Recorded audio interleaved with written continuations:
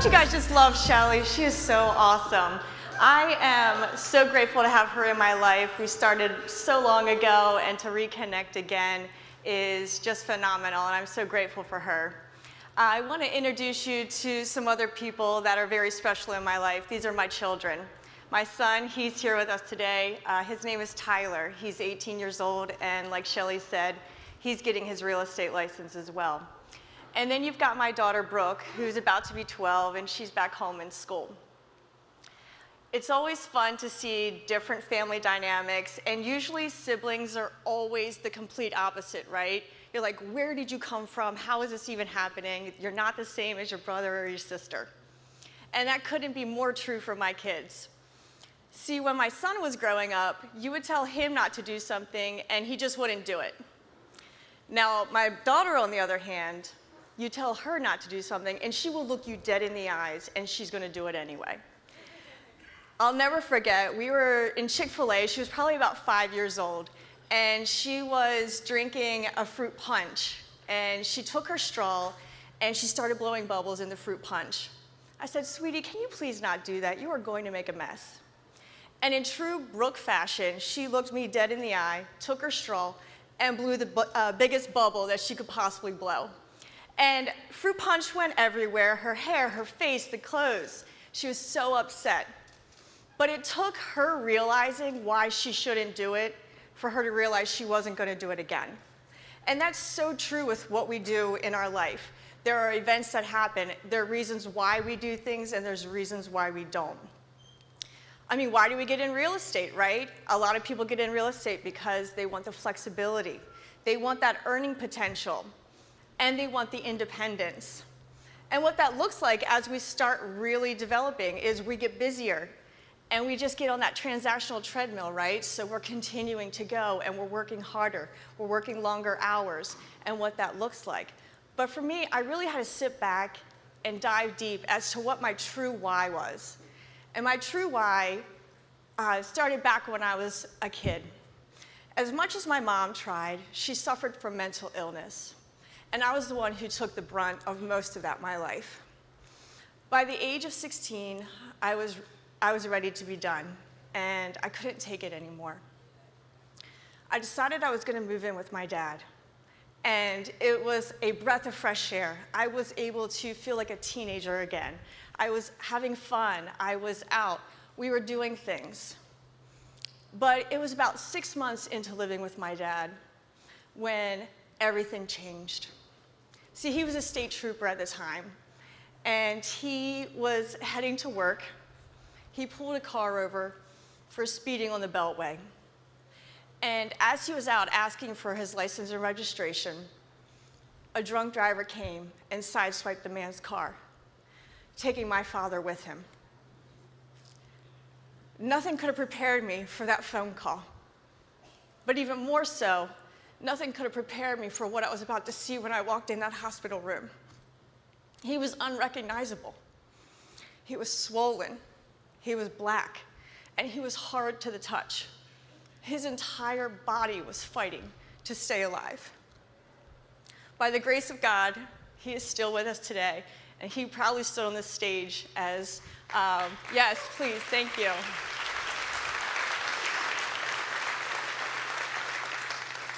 From that, and so after weeks of being in the hospital, we were able to get him home to a hospital bed for the next 8 months in our living room, where I was able to care for him for the next 8 months. Life becomes real valuable when you find out what's important to you. Family is very important to me. There is nothing I wouldn't do for my family. And so when I started realizing what real estate was and how much I loved it, but how much I wanted to get off that transactional treadmill because my family time was the most important thing to me, I realized I wanted to start investing in real estate. I wanted that passive income so I could then pick and choose the types of clients I wanted. I didn't want to have to take everybody.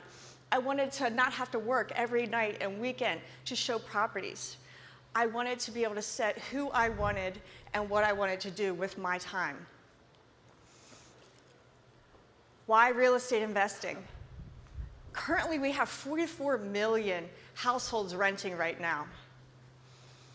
The millennial generation is a generation that you don't normally see. It's a generation we haven't seen in generations past, meaning all the other generations before, we would graduate, we would then get married, we would have a house, we would have kids. It was that pattern, we would have a stable job. Millennials don't see it that way. Millennials like their freedom, they like their flexibility. Renting allows them to do that. They can travel, they can work remote. And then you've got the baby boomer generation. And that's something that we haven't seen in other generations as well, where they already had that stable job. They already had the house, that white picket fence. Their kids are grown. We are starting to see them shifting to rentals now as well.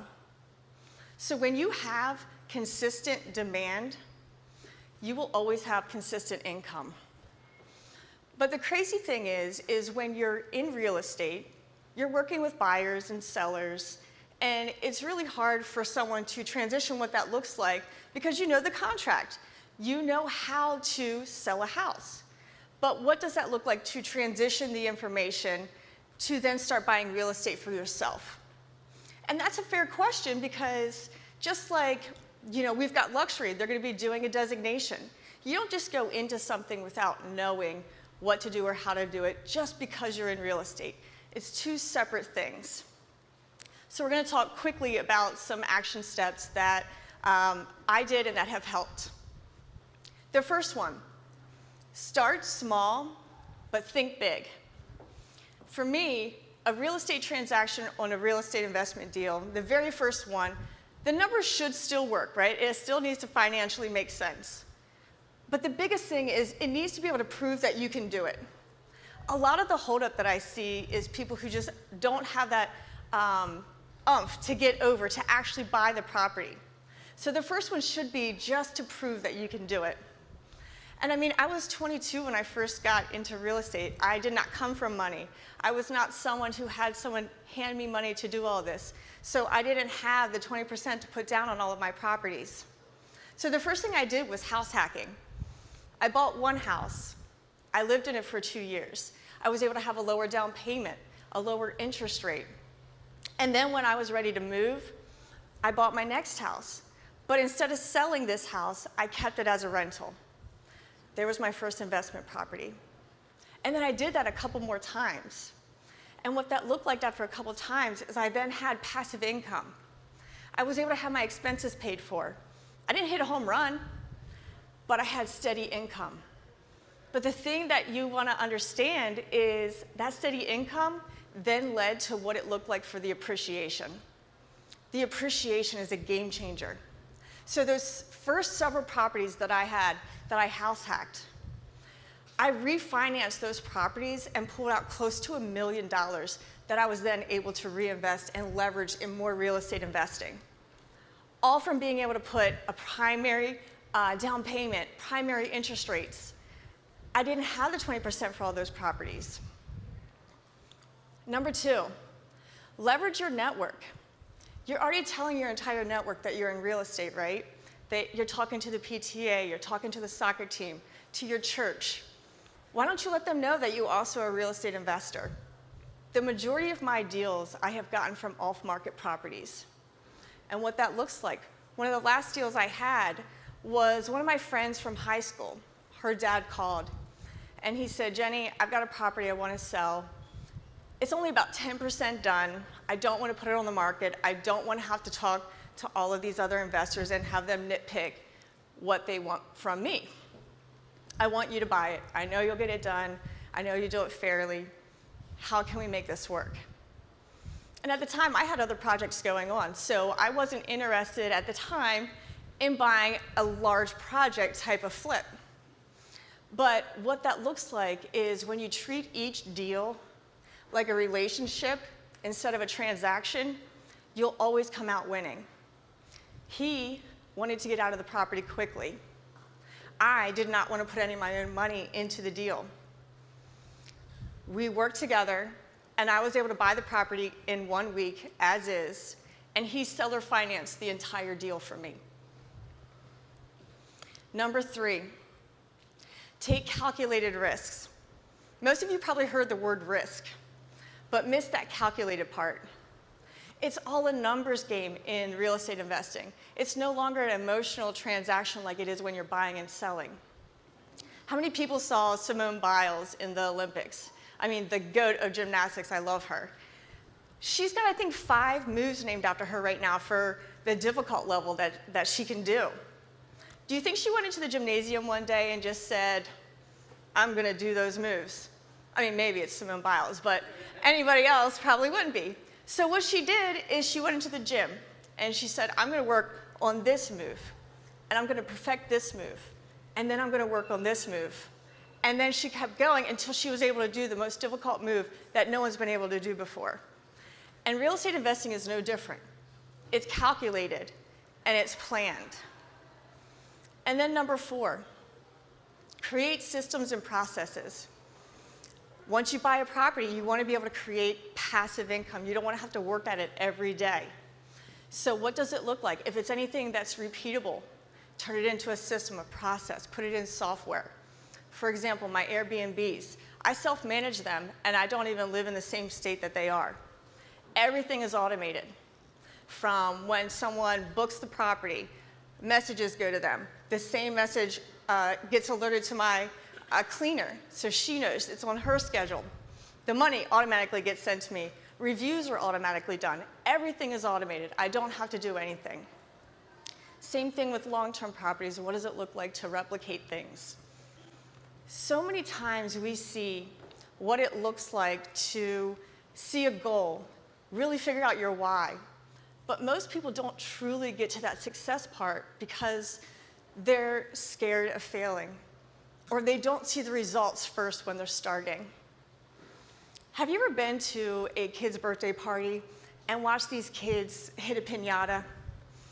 I mean, it's pretty entertaining, right? They go up, first kid hits the piñata.